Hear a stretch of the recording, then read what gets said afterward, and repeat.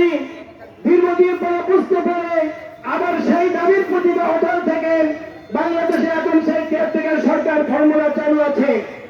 আজকে পেয়ার পদ্ধতি বুঝতে পারছে না, এমন একদিন আসবে এই পেয়ার পদ্ধতির জন্য বাংলাদেশ বিএনপি সহ অন্য দল মাঠে নামবে ইনশাল্লাহ।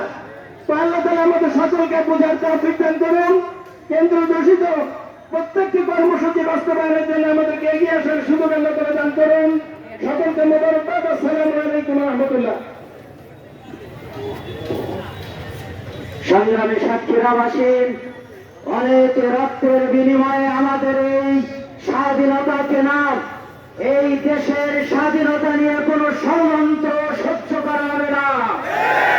এ পর্যায়ে বক্তব্য রাখছেন বাংলাদেশ জামায়াত ইসলামী সাতক্ষীরা জেলার সংগ্রামী অ্যাসিস্ট্যান্ট সেক্রেটারি, সাতক্ষীরা জেলা শ্রমিক কল্যাণ ফেডারেশনের সম্মানিত সভাপতি অধ্যাপক গাজী সুজাত আলী।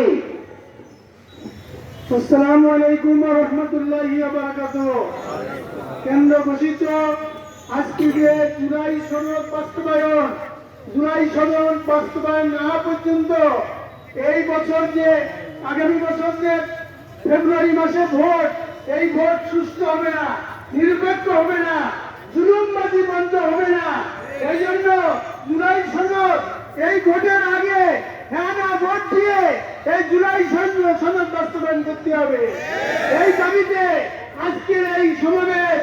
আর 5 দফা দাবি যে পিআর পদ্ধতি কেন চালু করতে হবে, যে জুলুমবাজ বন্ধ হবে।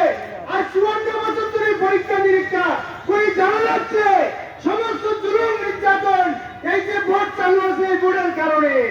আজকে সেখানে ভোট ডাকাতি হয়, ভোট চুরি হয়, বিভিন্ন রকম সেখানে জুলুম নির্যাতন হয় ভোট কেন্দ্রে।